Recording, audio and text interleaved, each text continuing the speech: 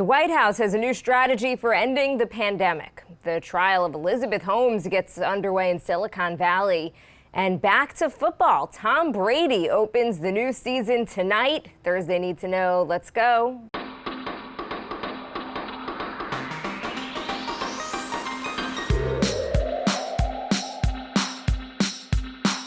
Good morning. This is Cheddar's Need to Know podcast for Thursday, September 9th. I'm Jill Wagner with Carlo Versano. Hey, Carlo. Thursday already. Wow, these short weeks really fly by, don't they? They do. Want to mention quickly, I'm going to put on my Instagram page and also my Twitter a link to that podcast that I mentioned yesterday about China and the lab leak theory. A few people wrote in asking about it. So my Instagram is Jill R. Wagner. So I'll post it there, and I will try and link to it. I've yet to kind of crack the Instagram code of linking to something for some reason. It's very hard to link to podcasts. You have to find the embedded URL. They need to make that easier. Anyway.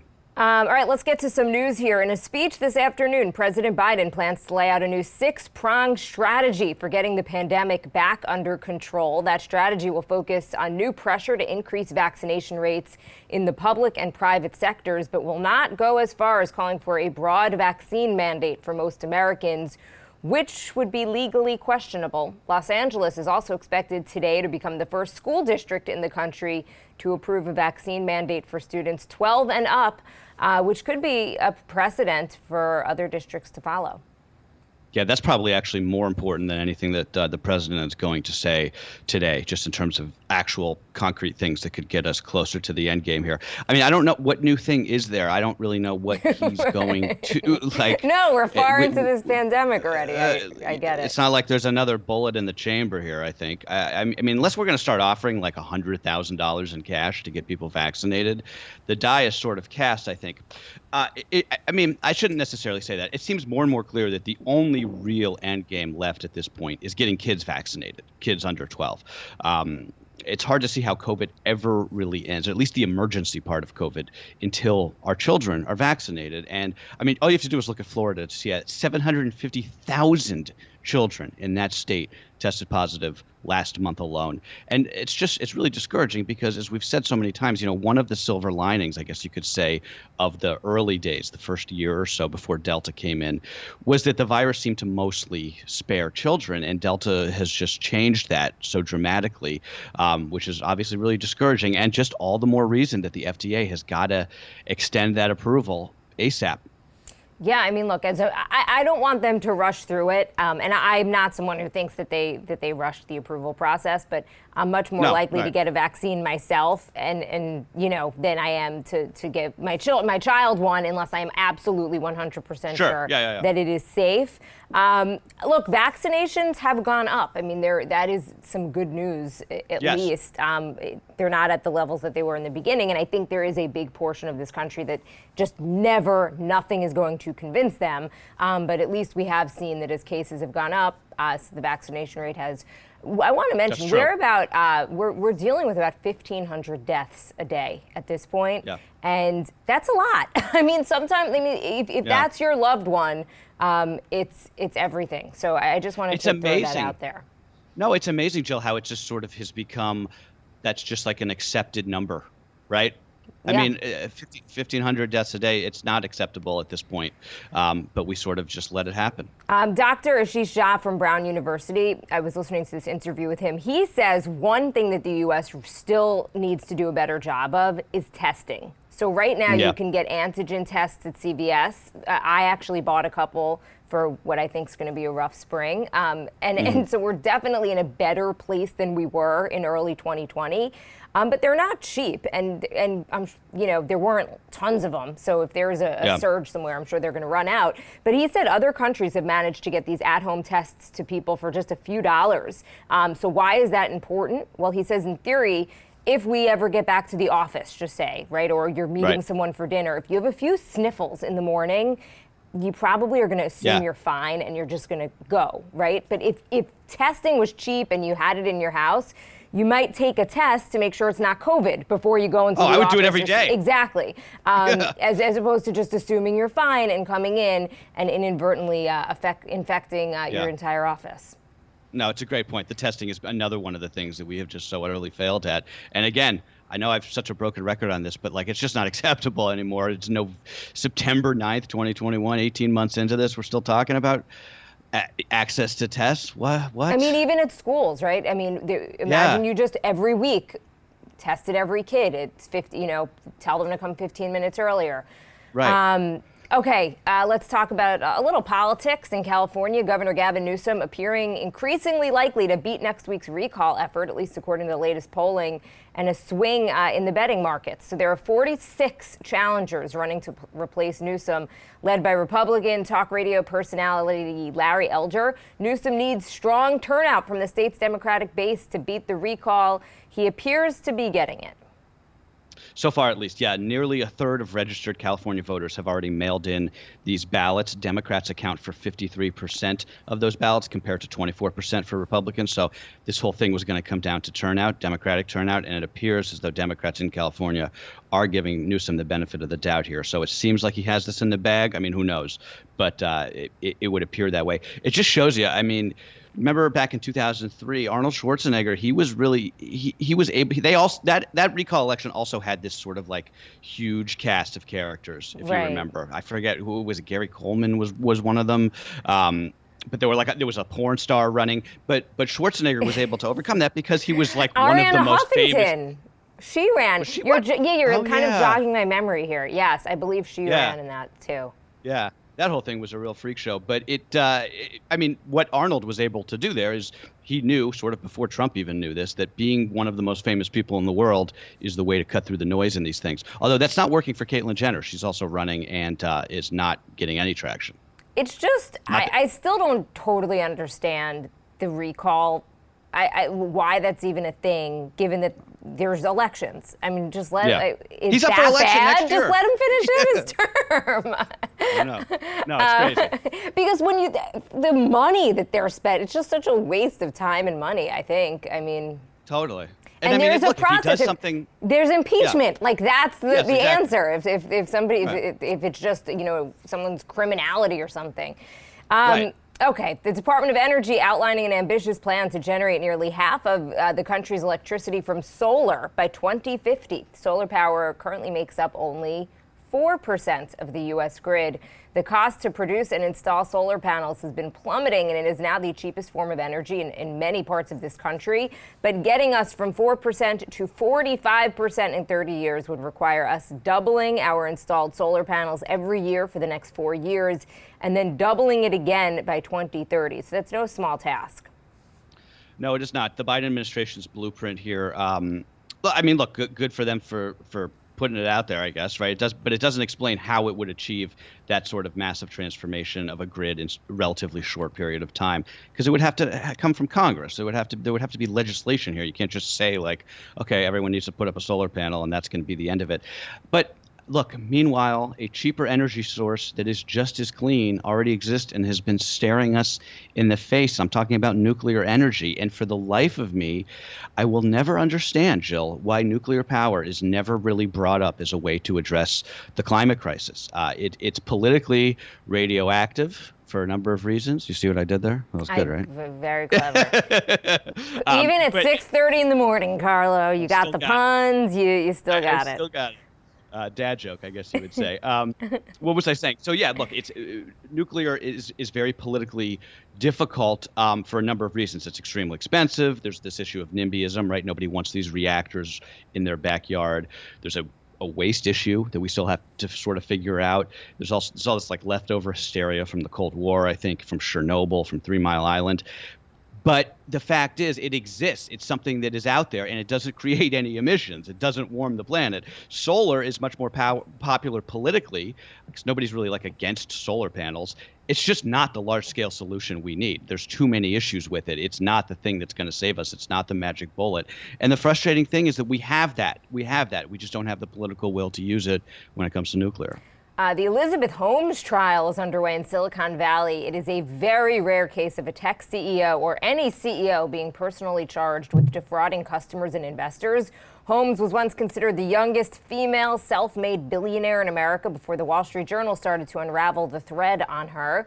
Federal prosecutors opened proceedings by telling jurors that Holmes lied and cheated as she built up Theranos, the blood testing company that claimed to use this revolutionary technology, before it was revealed that, nope, didn't work, not even close. Holmes has pleaded not guilty. If convicted, she faces 20 years in prison. Did you read Bad Blood, the John Carreyrou book? I did not, but I watched a lengthy documentary. I think there was a documentary maybe based on that book. I think it's not. I remember watching it on HBO, I think. But I'm fascinated really by this case. Yeah. I remember I read Bad Blood years ago. I'm a little fuzzy on the details, but suffice to say that this entire thing was clearly a house of cards from Jump Street. Look, that said, is anybody else like a little bit put off by seeing this woman, who, by the way, is like a brand new mother, sort of like, paraded in front of court and facing the prospect of 2 decades in prison for this? This is a federal case brought by a government that never really prosecuted anybody who was responsible for the financial crisis, which I would argue is much more a case of a situation that's much more important than this. I don't know. I'm conflicted. I mean, she did.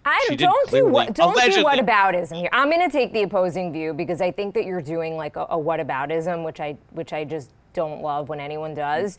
There were real victims here. Okay, so we're talking about actual patients. Okay, so this was not just like some pie in the sky scheme, and she was collecting. But it's, by the way, it's illegal to lie to investors. You can't cook the books and just blatantly lie. But there were patients who got incorrect blood test results, okay? There was a woman who was told that she had a miscarriage when in fact she was still pregnant, and then her doctor switched her medication because of it. Another was told that she had HIV incorrectly, breast cancer. I mean, this is the type of thing that went on. And the trial is going to be fascinating. I think I definitely, I mentioned it to you yesterday. It's a story that I want to stay on top of here on the podcast. We are likely going to hear from Pfizer and other companies that passed on the technology.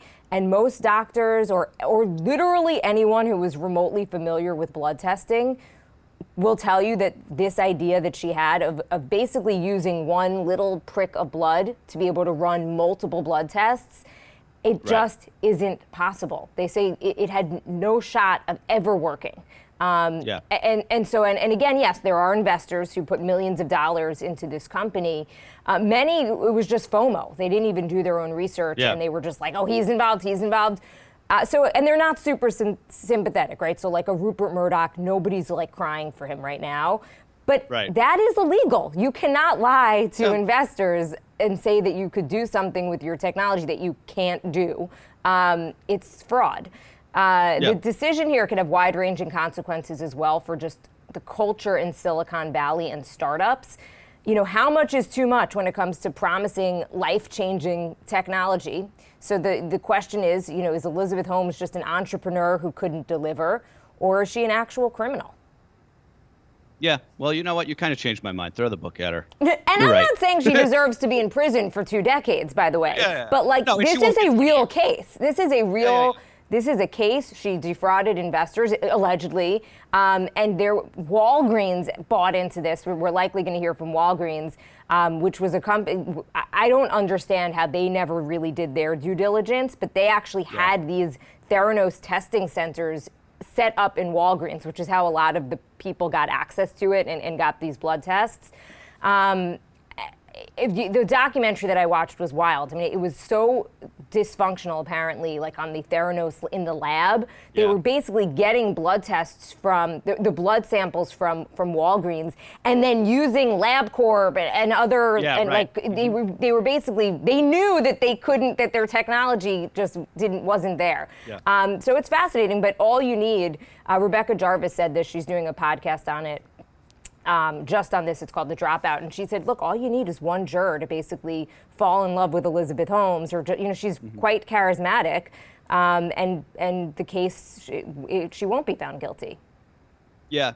No, I think you're right. I mean, I am my memory now is being jogged a little bit from reading that book, and it is true that one of the big takeaways I remember is being like, how did nobody see that this was a total alleged scam going on here, right? It wasn't just Walgreens. I think it was Kroger was another one. They were just pumping money into this thing, thinking that just believing this, this line of BS that she was running.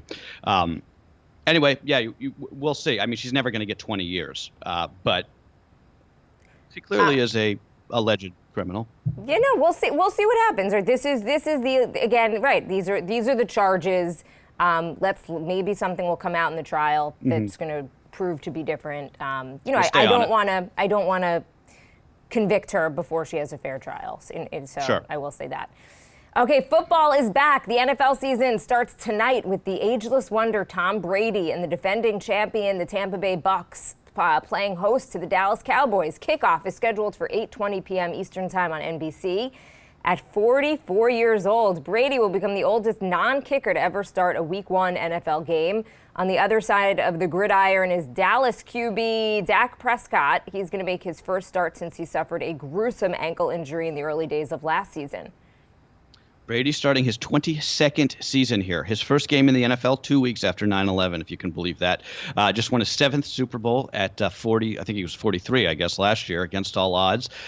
So, wow. I mean, I don't like Tom Brady, but God, the man is truly out of this world. Also, briefly on the NFL, can we just salute the NFL for a minute on its vaccine campaign? The latest statistics, I just pulled this morning from the league, 94% of players are at least partially vaccinated. 99% of team staff are fully vaccinated. That is incredible. And Roger Goodell, the commissioner, and his people, they deserve a lot of credit for the way that they did this. It was really creative, and we talked about it a couple months ago, I guess now. They essentially making it into this competitive disadvantage to stay unvaccinated because you could end up throwing the game for your team, and it clearly worked. I don't really know how you can translate that into like regular life. If you get sick and you shut down the office, I don't know. I don't know if it works, but right, kudos to them. You forfeit a day's profits for the company or something. I don't know how it would work, but yes, kudos to them. And it'll probably actually be a model for other leagues, you would think, now that it's proven successful. Okay, before we go, and because I am out tomorrow because we have school orientation for my daughter, I want to briefly reflect on the upcoming 9/11 anniversary and the generational divide left in its wake. There were 13,238 babies born in the U.S. on September 11th, 2001. They turned 20 on Saturday. Like most of the soldiers who were killed in that recent Kabul airport suicide bombing, they never knew an America at peace. They never saw what an airport was like without TSA checkpoints and taking off your sneakers to have to get on a plane.